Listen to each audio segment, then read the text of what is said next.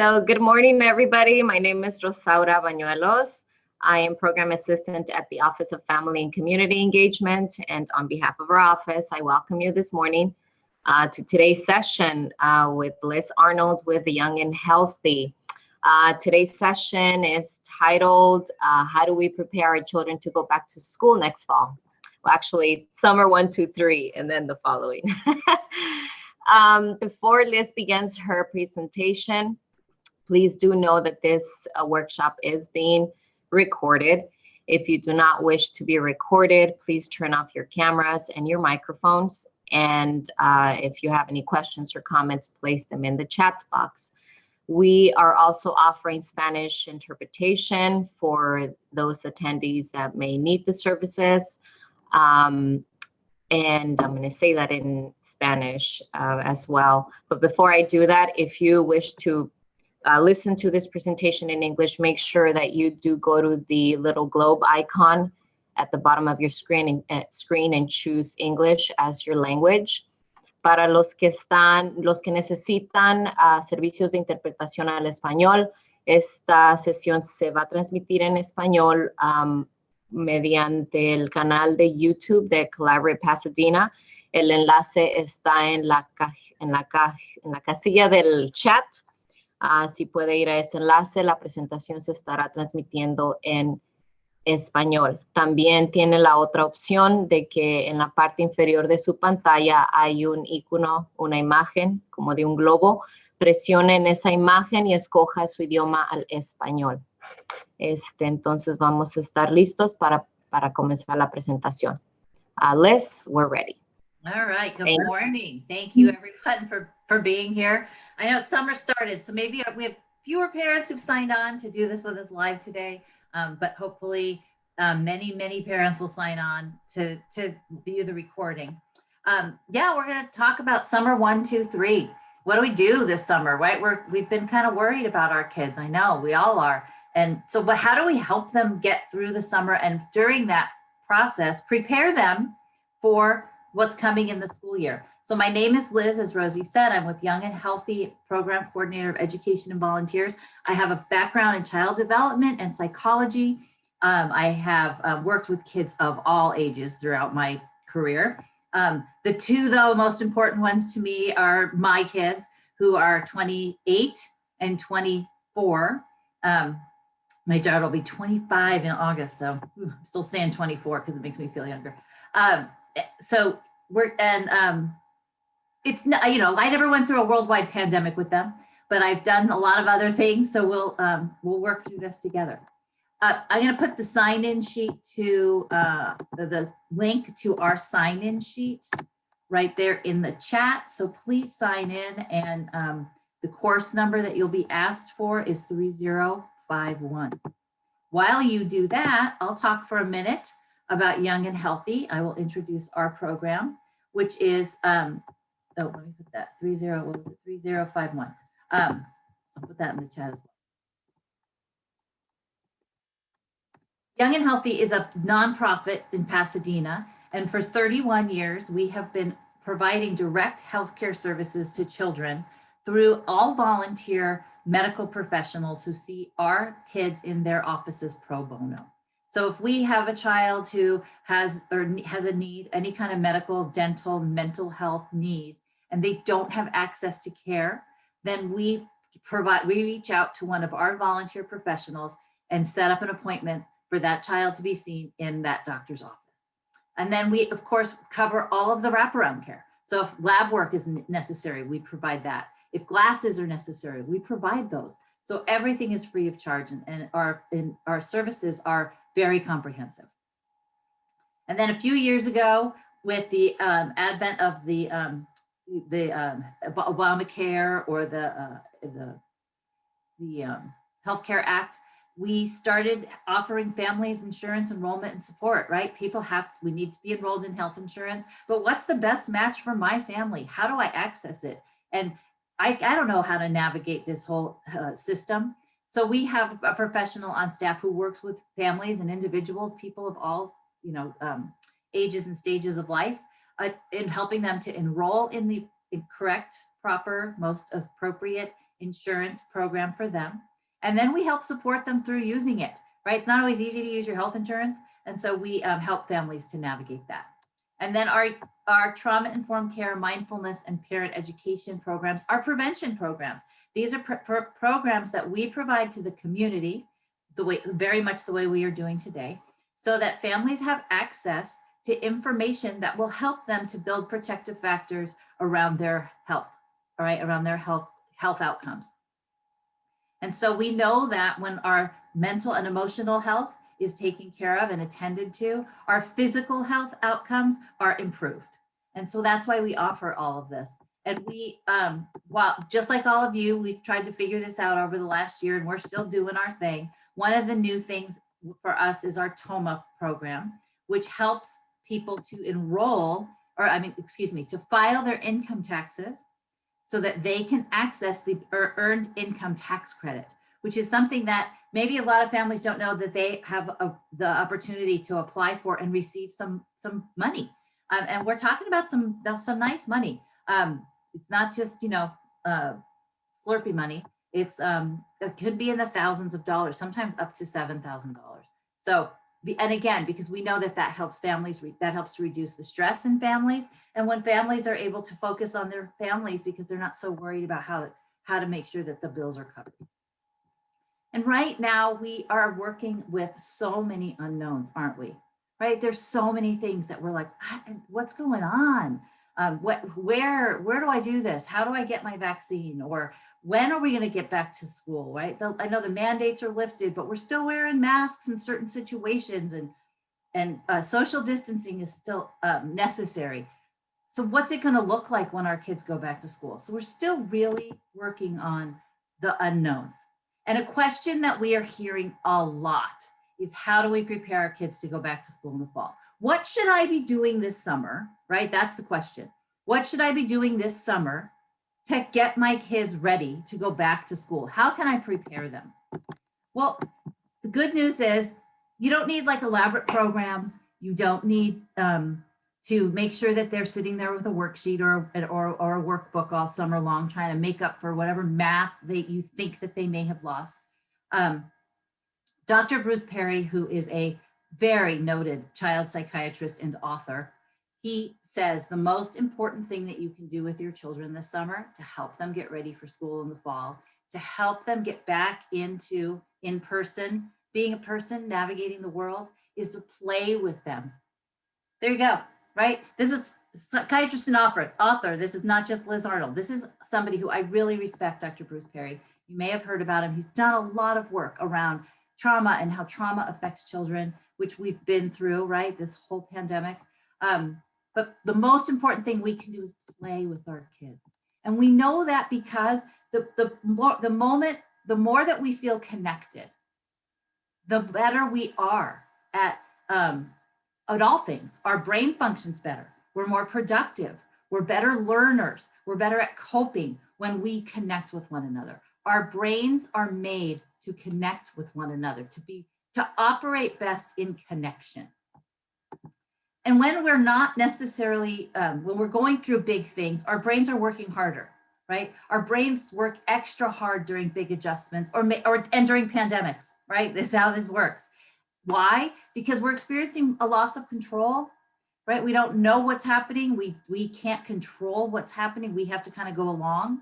We're also experiencing a lack of routine. Like, things are so different. Yeah, maybe in the last 15, 17 months, we've gotten back into this is our new routine, right? But while we're establishing a new routine and while we're going through yet another transition back into school, right? Our brains are trying to figure out, what do you want me to do? What am I supposed to be doing right now? And what that does is it makes our brains interpret what's going on around us as unsafe. And so some of the things you may have noticed is that your sleep might be weird. Maybe you're sleeping more or less, and maybe you feel like you need a nap, or maybe you're having weird dreams. Maybe you're having pandemic dreams. My dream that I think is the funniest, or one of the funniest, is that I dreamt I was eating the puppy's treats. Right? So you have these dreams. You're like, what the heck's going on? Maybe you can't remember stuff. Maybe there were things you remembered. You used to be able to just remember, and now you feel like you have to write everything down, right? or maybe you don't feel as productive. You're not getting as much done as you feel like you used to be able to. Or your attention span is shorter. Maybe that's why we're not getting as much done, right? We get distracted more easily. Or maybe because maybe we have a smaller window of tolerance. Our patience isn't what it was, right? We have a shorter fuse, perhaps. And why is this happening? Because our brains are working really hard to try to figure out all the other stuff, right? We're operating in more of a place in our brain that does not have language and knowledge and the ability to problem solve and reason. We're using a different part of our brain when we're trying to find safety. And so that's why some of these things happen. And our kids you might see some of those things in your kids. There might be some other things you're seeing in your kids as well. Because behavior is communication. When our kids are behaving in a certain way, they usually, not always, but they usually are trying to tell us something, right? They're usually trying to tell us, I'm having a hard time right now, and I need some help navigating this. And so some of these things that we might see is that they're having a hard time learning new skills, right? Because they're not in that thinking, learning part of their brain. They're in the part of their brain that doesn't have that ability to help them to learn. Maybe you have a child who has more somatic complaints. Maybe you're hearing your child say, the tummy ache all the time, right? Well, when we are experiencing more stress, our body chemistry actually changes, and which causes us to have more stomach acid. So we might have tummy ache. So some of these things can be a result of having that stress. What we can do, one of the things that we can do to help our children get back to a place where they can get into their thinking, learning brain is to first understand. First, we could seek first to understand before we are understood. So often as parents, right, we're like, I need you to just understand right now what I need you to do, right? But sometimes it's important for us to take a step back and go, okay, what is my child's behavior trying to tell me? Because big feelings take over a lot of the times, right? And what we have to do is kind of get past why is this happening and connect with the feeling that they're having, right? Or is it that they're unsure? I don't know how to play with my friends anymore. I haven't done it in a really long time. I'm uncomfortable.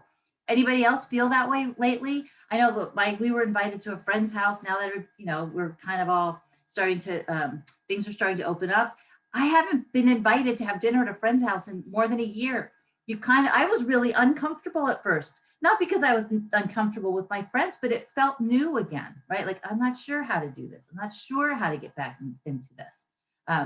You remember, of course, but right at first you're uncomfortable. So you can imagine that our kids could feel uncomfortable as they're getting back into having time with their friends or going back to school or maybe going back into summer programming, right? It's okay that we feel that way because it's a physical response. Our brain is trying to keep us safe. And as I mentioned, those somatic complaints where kids might have tummy aches because of more stomach acid, there's a lot of other things that happen when we are having that stress response that are physical, right?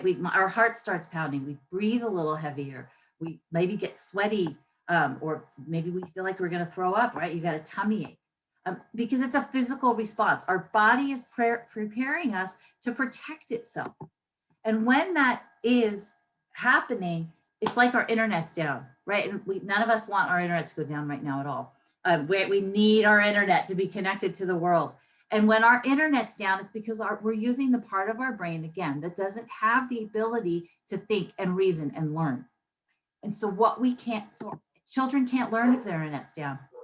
If they're operating in a place where they feel unsafe or unsure or uncomfortable, they literally cannot connect, right? And it's like their internet is down. And the parts of our brain that, as I mentioned, that midbrain, our amygdala and our hippocampus, in that midbrain are the parts of our brain that kind of take over and deny us access to the prefrontal cortex, to the cerebrum, which are the places where we learn and problem solve and store knowledge, okay? How do we unlock the internet again? How do we get back online? Relationship and connection. We need to make sure our kids feel safe before they can learn. And so when we talk about how do we prepare our kids? Oh, I feel like my kids are so behind academically. How do I prepare them so that they can be ready to go back to school? How do I help them catch up, right? Really The best way we can help them catch up is to play with them. Let them play. Let them play with each other. Let them have that opportunity to get back with each other. Reconnect with their friends and do things that are fun. We learn the best when we're doing something that we enjoy, don't we? So if we make the task of getting back into this learning environment something that's not so much fun, it won't help our kids catch up. It just won't. They need to have a rewarding and regulating set of experiences so that they can go back to school and be ready to work, right? It's just how that goes. And that works for us too. It works the same way for us.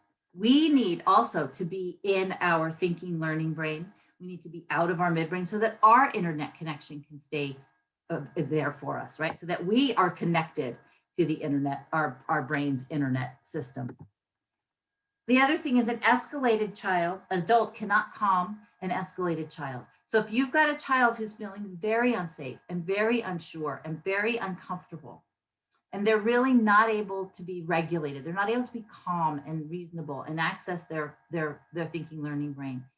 If we are not calm and able to access our thinking, learning brain, we are not going to be able to calm our child. Also, if we are exhibiting and our kids can see and feel that we are stressed, right? That we're nervous, that we're unsure, that we feel unsafe in what's going on around us. They're going to feel that same. They're going to feel some of that, right? And they're going to start picking up on that. So it's really important that we find a way to be calm, right? That we find that way to be calm. You can't teach children to behave better by making them feel worse, right? We're not going to be able to help our kids to learn if we are not helping them to feel safe and connected first. Because when we focus on a behavior, if we say, I don't like that behavior, it's undesirable to me, I want to do what I can to extinguish it. Our brain, if what's happening is our children are behaving in a certain way because they have a need, they need to feel connected, they need to feel safe, and that's not happening, what's going to happen is there'll be another behavior that'll come up. Because all behavior is communication. Whatever our kids are doing, they're trying to tell us something. Here's the thing, kids are not going to walk up to you and say, I'm really struggling with some tough emotions right now, and I'm not sure how to cope, right? Our little ones especially can't do that. Our teenagers are feeling overwhelmed. It's just not going to happen. What's going to happen instead is they're going to behave in challenging ways. And that means the same thing as, hey, I'm struggling, I'm having a hard time. So one of the things that we can do is to press that pause button. Take a moment to sit down and understand what our kids are going through, right? If it feels like someone's listening to them, they'll be more open to listening to you, right? But pressing that pause button, taking a second, trying to figure it out before we jump into solutions, before we jump into consequences, really can make a big difference. We can be a little bit less furious and a little bit more curious about what's going on. Look a little deeper at what your child's behavior might mean. So what can we do? One of the things we can do is we can help our kids to feel seen, safe, and soothed. How do we do that? By giving them a minute to kind of gather and collect themselves, and by taking a minute to gather and collect ourselves, right? Take that second to just go, all right, I need, let me think about it for a minute, right? Instead of jumping in. We live in a world where everything seems to be so fast all the time, right? And instant access to everything. And what we really want to do is make sure that our kids know that they are seen. Slow down, let them know they're seen. And then take the time to listen to them in a safe way.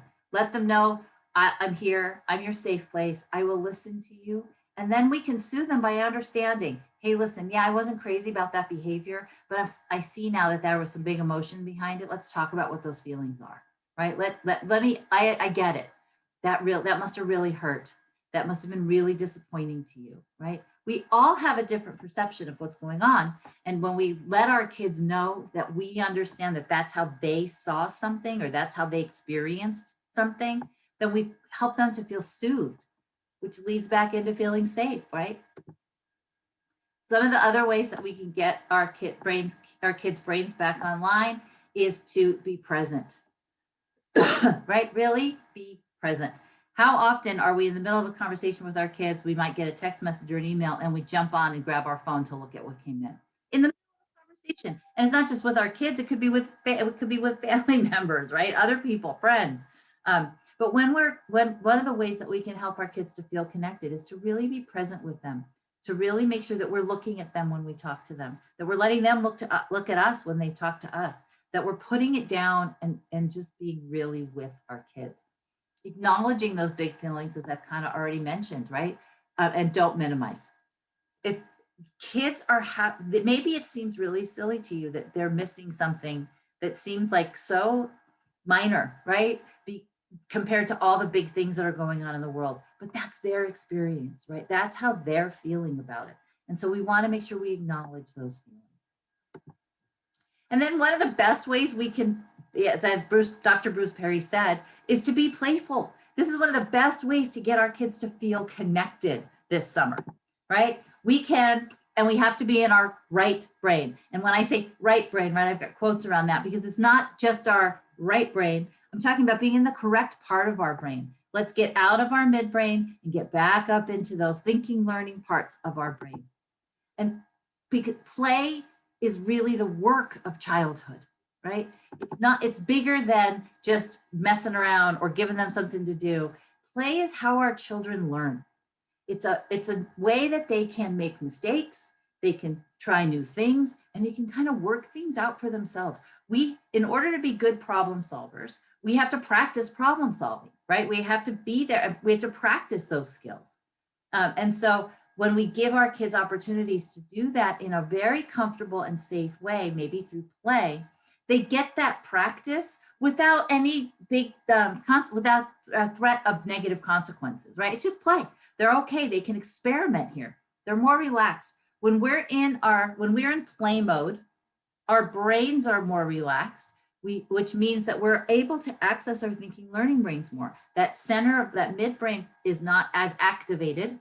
And so it's not taking over. It's not denying us internet connection. And we're able to actually really be free and to learn. Play enhances our physical development, right? Our coordination, our strength, our balance, our agility. Play enhances our cognitive development, so we can learn literacy and math skills through play, right? Through games that we play. Comprehension, logical thinking, and language acquisition. All of those things are developed through play. Social development, sharing, collaborating, right? When you're playing with your friends, we're negotiating whose turn is it, right? We're doing that on our own. We're figuring that out. So you can understand, and that makes you feel better about yourself. So you have that positive self-concept. And then our emotional development is enhanced. We have an empathy and understanding of our feelings, self-control behaviors. We get the opportunity to bond with our peers. So there's a lot, and we also learn to navigate stress management. So working this play, while it might look like a waste of time to some people or like not an important activity, it's just play. When you think about the depth of what kids are learning through play, it's bigger than that, right? It's a lot deeper than that. Everyone needs to play. It's not just our kids. Everyone needs opportunities to play. Yeah. It's going to look different when we're an adult versus a kid, or when you're a teen versus a preschooler, right? What we choose to do as play will look different. However, we all need the opportunity to play. It fosters that connection, right? As I said, you're in that relaxed brain, you're able to just enjoy. And when you develop positive emotional experiences, when you have experiences that you remember as positive, that enhances your connection with that person, right? Think about it. Last time you hung out with your friends and you had a positive experience, right? You had a lot of fun. It made you want to be with that person more. It made you feel happy and comfortable, right? It made you feel self-assured. And that's what happens with our kids. When we play with our kids, we're fostering a connection. We also are improving communication. We learn to communicate with one another through play. We learn how to talk to one another.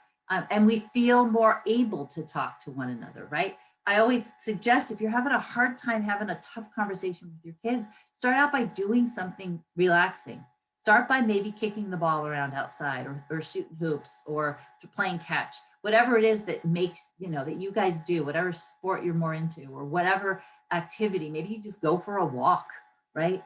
It improves our communication when we do things like that. It helps us transition. Play can help us transition out of an intense time. So if something awkward's going on, right? Oh boy, I need to kind of make this now more playful, so that I can transition out of this, right? If you're having a tough conversation, the conversation's over, now what do I do, right? How do I get out of it? And maybe there's a very appropriate way for you to make light of it, or make fun with the person who you're interacting, right? Not make fun of, make fun with, right? So that you can transition out of that intense time. Decreases power struggles. Play is a great way to kind of even the playing field a little bit, right? I love this picture, right? The one dog's going in that play posture. Okay, let's play.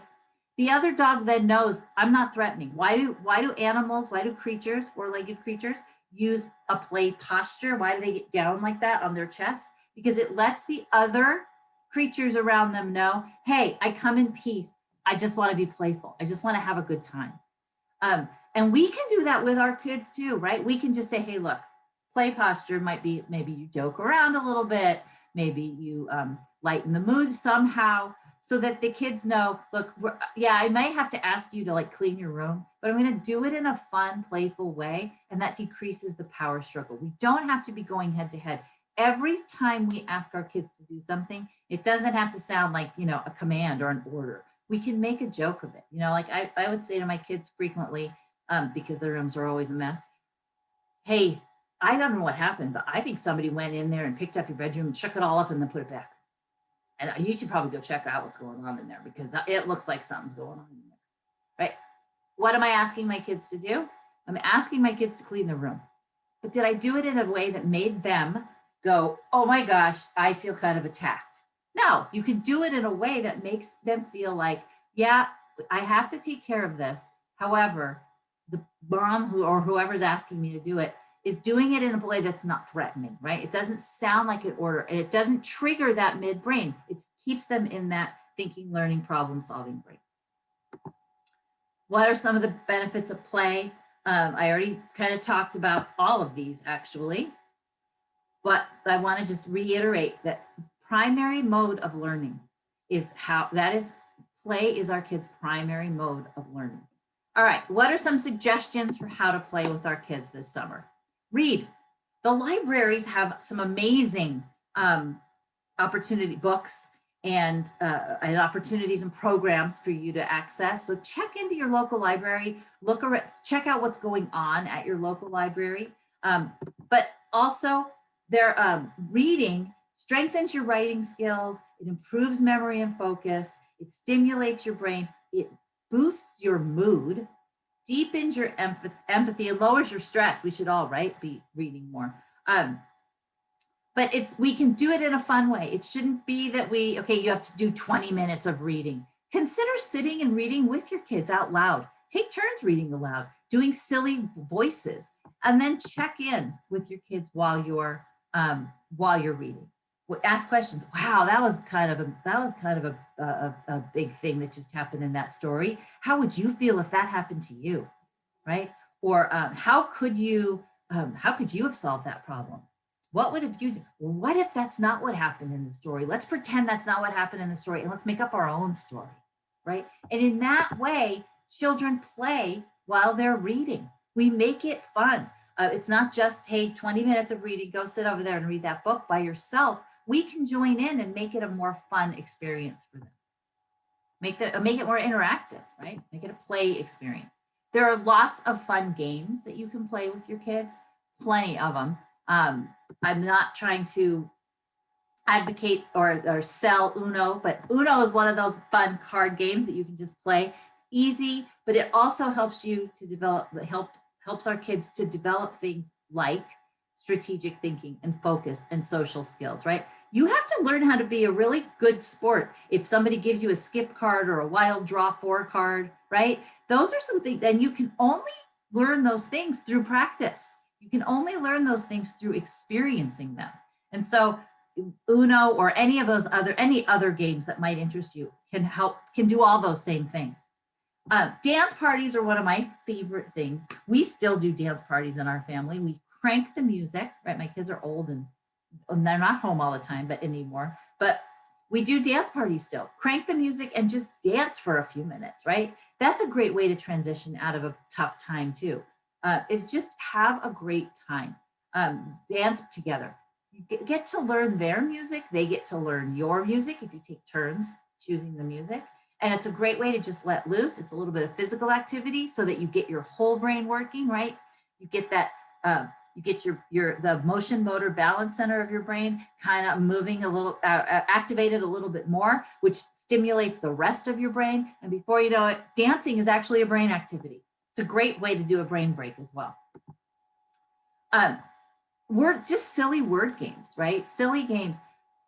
We used to, like, I love to tell this silly story about my brother-in-law. And it's one of those things that's a unifying experience, right? It's one of those things that brings everybody laughing together every time this story is told. My brother-in-law was a little tiny guy, and they were on a road trip, and they were playing the game where you say, I'm thinking of a word that starts with C, right? And everybody has to guess or ask questions to figure out what word you're thinking of until you get to cup, right? So my brother-in-law was little, and he said, I'm thinking of a word that starts with R.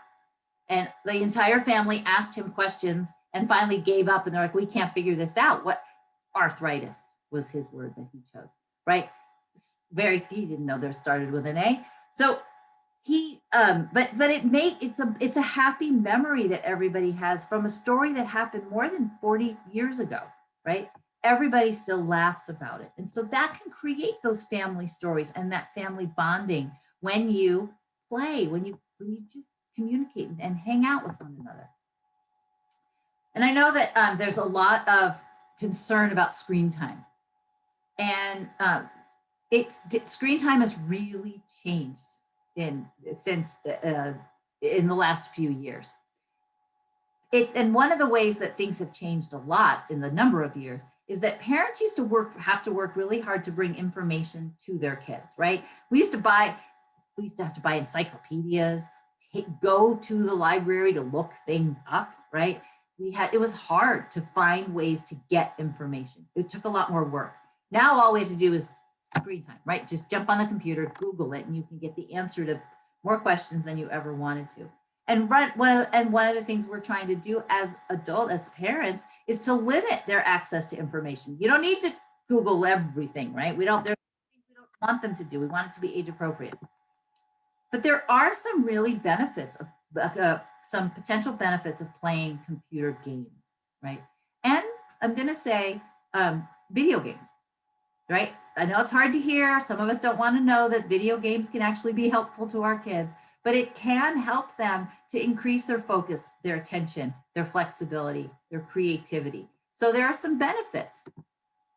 The key is moderation, right? How do we while we know that video games can promote personal development, the research now says that children or young people who engage in video gaming actually are more empathetic because they have a wider variety of people that they're interacting with.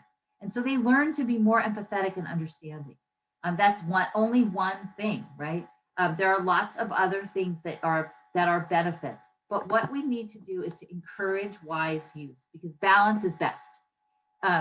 We want to make sure we're using the devices. The devices aren't using us, right? So talk about it in your family. When you're coming up with maybe some rules or guidelines using social media or around using computers and screens in your house during the summer, include your kids in the conversation.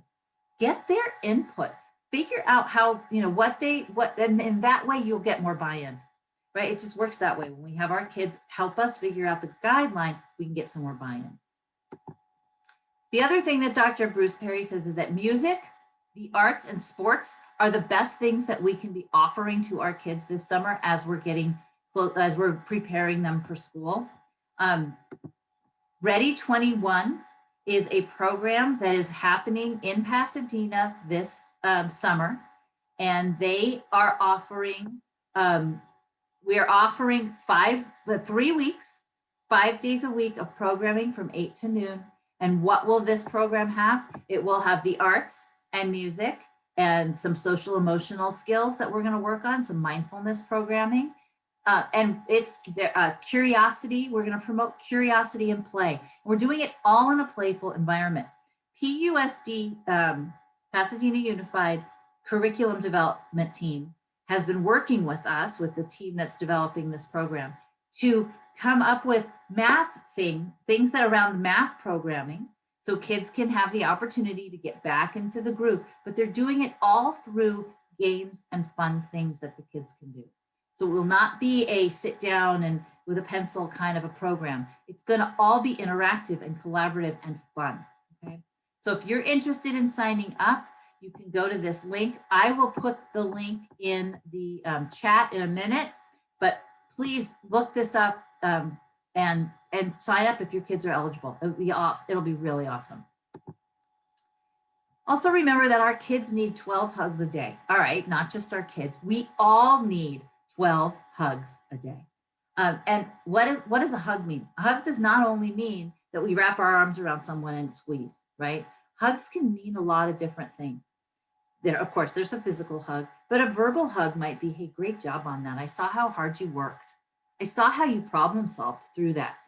I saw how you didn't give up.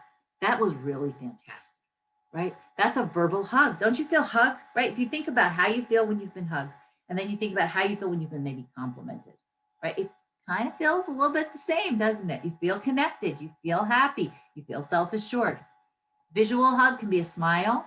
Visual hug can be you putting your computer down and actually turning and looking at your child while you're talking to them, right? It can be a thumbs up, a visual hug, anything that helps them to know that, hey, I recognize what you're doing. I see you, right?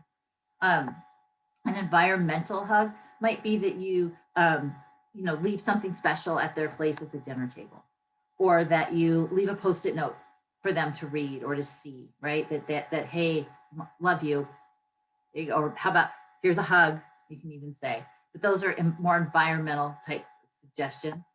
Acts of service would be, hey, I'll take the trash out for you. I see how hard you're working on that math over there. Let me take out the trash for you, even though I know that's your responsibility, right? I can help you out. Like, let me help you out. Let me back you up. My daughter's big on acts of service. That's her love language. And she's always coming up with these great things that she can do to help, right? To help people, to let them know, I want you to know, I feel that you're recognized. What you do is recognized. And then spending quality time with one another is another way that you can, have a hug. Maybe you say, hey, let's take a walk up and get a coffee, or let's take a soft drink. Let's hang out for a few minutes and play soccer. Let's play a game together. Let's have dinner together, right? Maybe that's something that you want to do, maybe one-on-one with your kids, to say, hey, this is, this, I'm just going to take one of my children, or all of them, right? However you want to do it. Quality time together. Any way that you can spend that extra quality time. It feels so good when somebody recognizes that. And then a little bit of empathy goes a long, long way, right? I always say this. If we just lead with understanding, if we lead with that being curious instead of furious, let me take a look and let me try to understand what's going on, and then let you know that I'm sorry that you're having really big feelings. I'm sorry that this is taking over. And I'm going to, I want to make sure that I recognize that. It really helps to calm the brain and get them back into a place where they can be thinking. Reading is an amazing way to execute some self-care, because as parents, as adults, we need to be taking care of ourselves as well as making sure that our children's needs are attended to. Our needs are important too. We have to make sure we're attending to them. So, and when I use this as an example, because self-care doesn't have to be a big elaborate experience, right? As much as we all would like it to be, we can't just, self-care is not only that trip to Hawaii, laying on the beach. It's not only getting a massage. It's not only any of these other things that we might do, right? 6 minutes of reading can be self-care. It can reduce stress by 60%. That's huge. That's a lot, right? So, and it's more effective than even going for a walk or listening to music or drinking a cup of tea or playing a video game, right? It's the most effective way. So think about how what play and self-care don't have to be, these big elaborate things. 6 minutes of reading. All right, so I'm going to give everybody homework because I don't know why. I'm just going to give everybody homework because I think it's a good homework assignment. Because I have parents ask me often, I'm not good at being playful. Some people have said this to me. They weren't raised in an environment that was playful, or they've never really felt comfortable being playful. That's okay. I get it, right? Not everybody's playful. But we can become more playful deliberately. We can work at being more playful if we want to. So I'm going to, the homework that I'm assigning right now is to try to spend 20 minutes a day engaged in planned playfulness, right? Planned playfulness. 20 minutes feels like too much. Start with 5 or 10. I'm cool with that. That's all great. Make it manageable. I don't want this to stress anybody out. But what are some things you can do to engage in playfulness? Write a funny note to a child or a friend. Maybe just do something silly. Goof around at the park. Get on the slide. Get on the swings. Play around. Dress up in a silly outfit, maybe. The thing is that we can, when we start with some playful experiences, if we start with planned playful or intentional playful experiences, it will eventually start to develop those neural pathways in your brain so that you will naturally become a little bit more playful. Well, trust me, you will. Okay, so that's your homework. Let's do a mindfulness exercise before we get ready to close out here. And the one I want to do right now is imaginary hugs. Okay, I want you to think about, get comfy in your chair, and then think about what it feels like to hug someone you care about. Right? We talk about needing those 12 hugs a day. Think about what it feels like to hug someone you care about. And then just relax into it.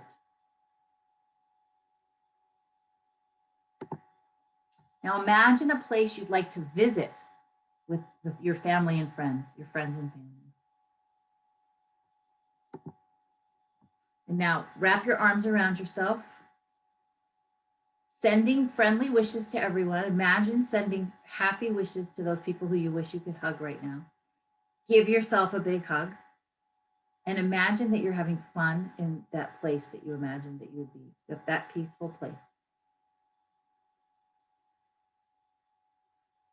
Keeping your arms around yourself. Now imagine giving a loved one an imaginary hug. Who would you like to hug right now? Imagine they are with you in that place that you were thinking about earlier. And imagine that you're just giving each other a hug. And I want you to reach your arms up into the sky. Take a deep breath in through your nose. And as you exhale, lower your arms.